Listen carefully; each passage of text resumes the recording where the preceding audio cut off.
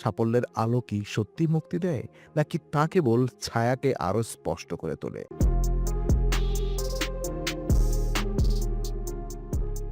কল্পনা করুন, বলিউডের ঝলমলে আলোয় দাঁড়িয়ে আছে এক মানুষ যার মুখে নেই প্রচলিত নায়কোচিত হাসি, চোখে নেই চকচকে স্বপ্নের দীপ্ত, বরং আছে এক অদ্ভুত শীতলতা, একটা চাপা অন্ধকার যা আপনাকে অস্বস্তি দেয়, তবুও চোখ সরাতে দেয় না।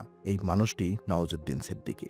কিন্তু প্রশ্ন হচ্ছে, কিভাবে এমন একজন অভিনেতা, যিনি বছরের পর বছর ছোটখাটো প্রায় অদৃশ্য চরিত্রে অভিনয় করেছেন, তিনি বারবার প্রত্যাখ্যান হয়েছেন, যিনি দেখতে নায়কসুলভ নন বলে তিরস্কৃত হয়েছেন, তিনি কিভাবে হয়ে উঠলেন বলিউডের সবচেয়ে সম্মানিত, সবচেয়ে চাওয়া পাওয়া অভিনেতাদের একজন? আর তার চেয়েও বড় প্রশ্ন, তার এই উত্থানের পেছনে কি শুধুই প্রতিভা আর অধ্যবসায়, নাকি ছিল এমন কিছু অন্ধকার যা তিনি নিজেই নিজের ভেতরে লালন করেছিলেন? আজ আমরা শুধু একজন অভিনেতার গল্প বলবো না, আমরা খুঁজে দেখব সেই মানুষটিকে যিনি আলো পেতে গিয়ে ছায়াকে আলিঙ্গন করেছিলেন। এটা কোনো সাধারণ র্যাগস টু রিসেস গল্প নয়, এটা এক অস্বস্তিকর, তীক্ষ্ণ, গভীর মানসিক যাত্রা, যেখানে সাফল্যের পেছনে লুকিয়ে থাকে ক্ষত, অপমান, আত্মদ্বন্দ্ব এবং বিতর্ক। চলুন শুরু করি আলোয় দাঁড়ানো নওয়াজুদ্দিনকে নয়, বরং অন্ধকারে লড়াই করা নওয়াজকে দিয়ে। তো স্পটলাইটের আগে অদৃশ্য এক সংগ্রামের বছরগুলো। উত্তরপ্রদেশের ছোট্ট শহর বুধানা, একটি সাধারণ মুসলিম পরিবার, চাষাবাদ, সীমিত আয় আর বড় পরিবারের চাপ। সেই পরিবারে জন্ম নেওয়া এক ছেলেকে কেউ কল্পনাও করেনি যে সে একদিন বলিউডের আলো কাঁপাবে। বরং বাস্তবতা ছিল উল্টো। নওয়াজুদ্দিন নিজেই বহুবার বলেছেন, তিনি কখনো স্কুলে জনপ্রিয় ছিলেন না, না চেহারায়, না ব্যক্তিত্বে, না আত্মবিশ্বাসে। তার চেহারা নিয়ে ঠাট্টা হতো, রং নিয়ে কটাক্ষ, উচ্চতা নিয়ে হাসাহাসি। এমনকি একসময় তিনি নিজেই বিশ্বাস করতে শুরু করেছিলেন তিনি যথেষ্ট নন। এই যথেষ্ট নই অনুভূতিটাই ছিল তার জীবনের প্রথম অন্ধকার। তিনি পড়াশোনা শেষ করে কিছুদিন কেমিস্ট হিসেবে কাজ করেন, কিন্তু তার ভেতরে ছিল এক অন্য আগুন, অভিনয়ের প্রতি অদ্ভুত টান। তাই তিনি দিল্লির ন্যাশনাল স্কুল অব ড্রামায় ভর্তি হন। সেখানে শুরু হয় নতুন এক সংগ্রাম। এনএসডি তাকে অভিনয়ের কৌশল শিখিয়েছিল, কিন্তু শেখায়নি কিভাবে বলিউডে টিকে থাকতে হয়। মুম্বাইতে এসে তিনি বুঝলেন, প্রতিভা যথেষ্ট নয়, এখানে দরকার মুখ, গ্ল্যামার, পরিচিতি। অডিশন থেকে অডিশনে ছুটেছেন, প্রতিবার একই উত্তর, আপনি ভালো অভিনেতা, কিন্তু আমরা অন্য কাউকে খুঁজছি। এই অন্য কেউ শব্দটাই ছিল তার সবচেয়ে বড় শত্রু। তিনি ছোট ছোট চরিত্রে অভিনয় করেছেন। সর্পরাজে 1 সেকেন্ডের উপস্থিতি, মুন্নাভাই এমবিবিএস এর ভিড়ের মধ্যে এক মুখ, এমন চরিত্র যেগুলো দর্শক লক্ষ্যই করেনি। অনেক সময় বাড়ি ভাড়া দিতে পারেননি, বন্ধুদের সঙ্গে এক ঘরে থেকেছেন, অভাব ছিল স্থায়ী সঙ্গী। তবুও তিনি ছাড়েননি। কেন? কারণ তিনি জানতেন তার ভেতরে কিছু আছে, একটা গভীরতা যা একদিন বিস্ফোরিত হবেই। কিন্তু সেই বিস্ফোরণ আসার আগে তার ভেতরে জমছিল হতাশা, রাগ, অপমান, যা পরে তার অভিনয়ের সবচেয়ে বড় শক্তি হয়ে দাঁড়ায়। তো অন্ধকার চরিত্রের ভেতরে নিজেকে খুঁজে পাওয়া, গ্যাংস অফ ওয়াসিপুর, এই এক সিনেমাই বদলে দেয় সবকিছু। ফয়জাল খানের চরিত্রে নওয়াজুদ্দিন শুধু অভিনয় করেননি, তিনি যেন নিজের ভেতরের চাপা রাগ, অপমান, ক্ষোভ সব উগরে দিয়েছিলেন। তার চোখে ছিল শীতল প্রতিশোধ, তার সংলাপে ছিল নির্লিপ্ত নিষ্ঠুরতা, এবং দর্শক প্রথমবার লক্ষ্য করল, এই মানুষটাকে উপেক্ষা করা যায় না।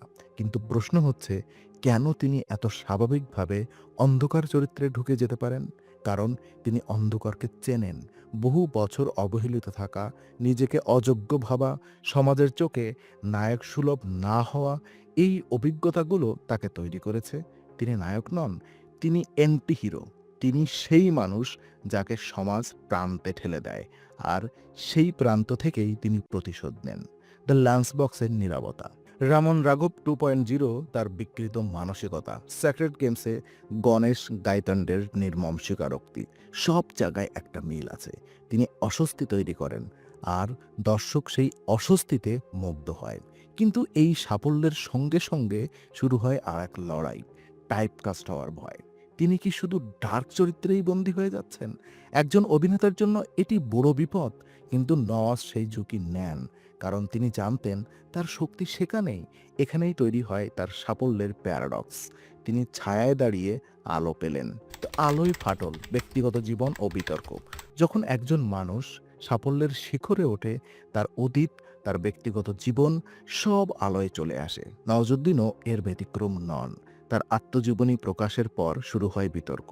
সেখানে ব্যক্তিগত সম্পর্ক নিয়ে খোলামেলা মন্তব্য, যা অনেকেই অস্বস্তিকর বলে মনে করেন। তার বিবাহিত জীবনও আলোচনার কেন্দ্রবিন্দুতে আসে। স্ত্রীর সঙ্গে সম্পর্কে টানাপোড়েন, আইনি জটিলতা, অভিযোগ, প্রত্যাঘাত। মিডিয়া তাকে তুলে ধরে এক ভিন্ন আলোয়, যেখানে তিনি শুধু প্রতিভাবান অভিনেতা নন, বরং বিতর্কিত ব্যক্তিত্ব। এই সময়টাতে নওয়াজের মুখে যে নির্লিপ্ততা দেখা যায়, তা কি অভিনয় নাকি বাস্তব ক্লান্তি? একজন মানুষ যিনি বছরের পর বছর অবহেলিত ছিলেন, হঠাৎ আলো পেয়ে কি তিনি নিজেকে হারিয়ে ফেলেছিলেন, নাকি এই আলোই তার ভেতরের অন্ধকারকে আরও স্পষ্ট করে তুলেছিল? তো সাফল্যের মূল্য, অভ্যন্তরীণ দ্বন্দ্ব। সাফল্য সবসময় মুক্তি দেয় না, কখনো কখনো তার নতুন কারাগার তৈরি করে। নওয়াজুদ্দিনের ক্ষেত্রেও তাই। তিনি প্রমাণ করেছেন, নায়ক মানেই সিপসিপে শরীর, ফর্সা রং নয়, অভিনয়ই আসল। কিন্তু সেই প্রমাণের চাপ কি তাকে আরও কঠোর করে তুলেছে? তিনি বারবার বলেছেন, তিনি জনপ্রিয়তার জন্য নয়, চরিত্রের জন্য কাজ করেন। কিন্তু জনপ্রিয়তা নিজেই এক নেশা, এবং সেই নেশা মানুষকে বদলে দেয়।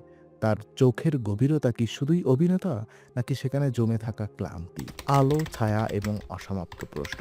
নওয়াজুদ্দিন সিদ্দিকীর গল্প কোনো সরল রেখা নয়, এটা বাঁকানো, জটিল, কখনো অস্বস্তিকর। তিনি প্রমাণ করেছেন, অন্ধকার চরিত্রে অভিনয় করতে গিয়ে মানুষ নিজের অন্ধকারকেও চিনতে পারে। তার উত্থান আমাদের শেখায়, প্রতিভা যদি সত্যিকারের হয়, তাহলে সমাজের তৈরি নায়ক ধারণাকে ভেঙে ফেলা যায়। কিন্তু তার যাত্রা আমাদের আরও একটি প্রশ্ন ছুড়ে দেয়, সাফল্যের আলো কি সত্যি মুক্তি দেয়, নাকি তা কেবল ছায়াকে আরও স্পষ্ট করে তোলে?